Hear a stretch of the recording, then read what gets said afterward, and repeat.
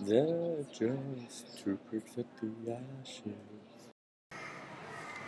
Here we are, two pricks at the ashes, two pricks at the gabba today for stumps at day 3.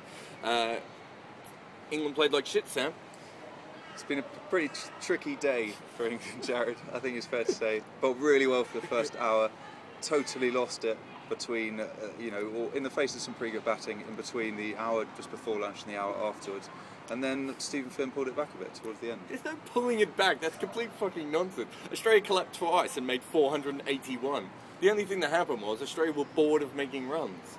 Yeah, well actually I put it to you that Australia took their foot off the pedal after tea and just before tea and actually have slightly fucked up today. They could have been sitting here, they could probably still be batting now, have a lead of over 300. I don't think they could be batting now.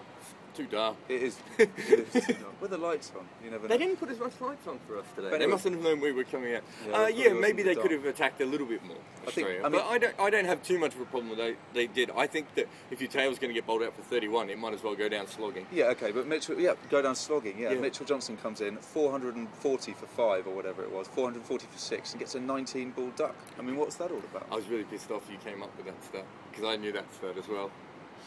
It's a good stat. 32 minutes, 19 balls, no runs. I mean, that was Mitchell, besides having a ludicrous, I mean, his moustache is, we actually saw it. We were right next to it at one stage today, and it makes you just stop and grin, doesn't it? It does. It's grin-worthy. It moves, because he doesn't really grin, but it makes you grin. Let's go on to Haddon and Hussey, because they were the major force of today. Amazing partnership when you think about it. Had luck, but also what I liked about it is it wasn't one of those partnerships where they got in on a flat deck and cashed in. No. They really had to fucking work. Yeah, especially that first hour Haddon batted, and then Haddon came out and really played some good shots afterwards. He did slightly go into his shell just before tea. Yeah, he had a few times, but as he was saying in the press conference, they did sort of block up his areas where he hits over the top.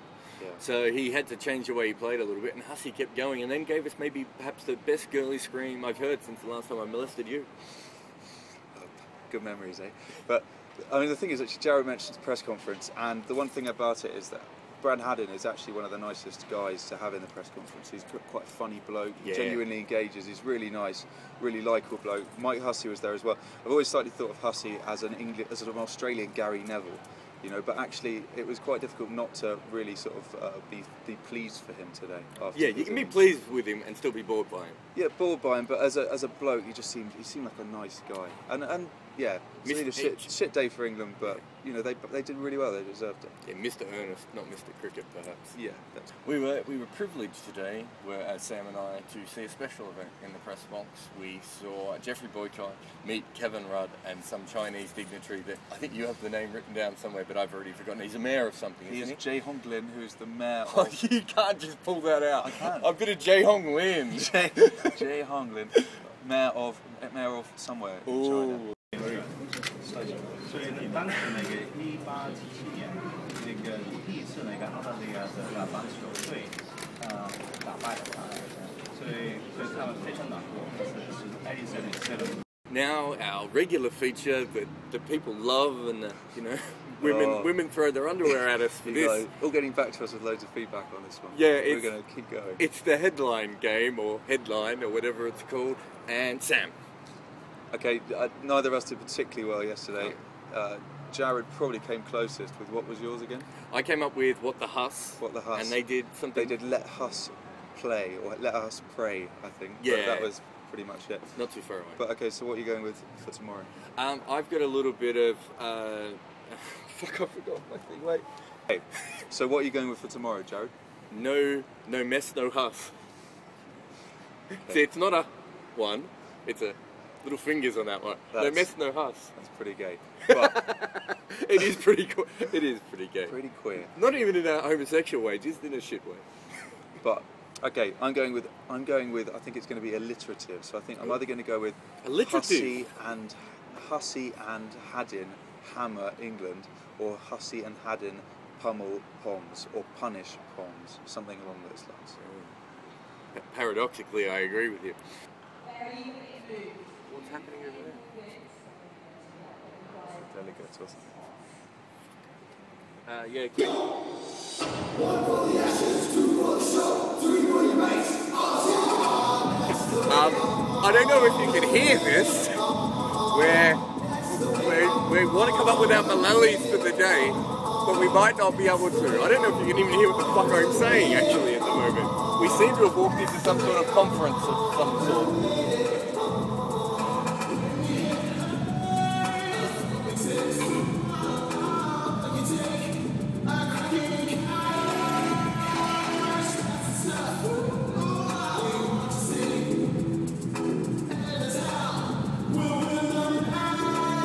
We might have to do the rest inside.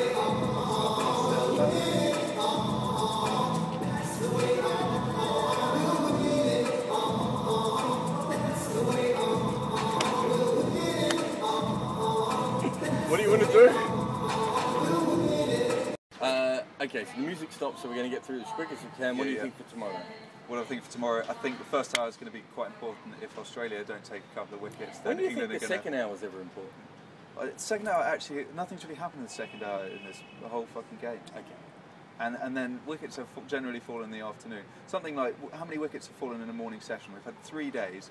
We always say the morning session is important. And what, 2 wickets have fallen in 3 days of the morning session? Yes. Something like that? Yeah. And they've already used a new ball, as you said in the last take. If I say they've already used the new ball, but I'm going to say it again, that the first hour is going to be important, and fucking by averages, it must be tomorrow. I think good call there. I think Australia might squeeze out a few wickets, but they'll need a bit of luck, because I think you need a bit of luck on this pitch to get wickets, which is okay. I don't have a problem with a little bit of luck being involved. Your Malali of the day? My Malali of the day, I'm tempted to say Strauss for leaving a first ball.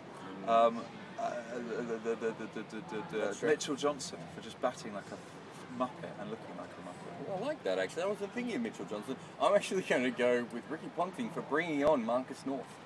Randomly, while the new ball was on, before he brought on Mitchell Johnson, Xavier Doherty, or even Shane Watson. Yeah, that was a horrible decision. I have no idea why he did that. Yes, there's 2 left-handers, but I still have no idea why he did that. What a fucktard. That's the end of 2 Pricks at the Ashes for today. Hopefully we might get this one online before next week. They're just 2 pricks at the Ashes.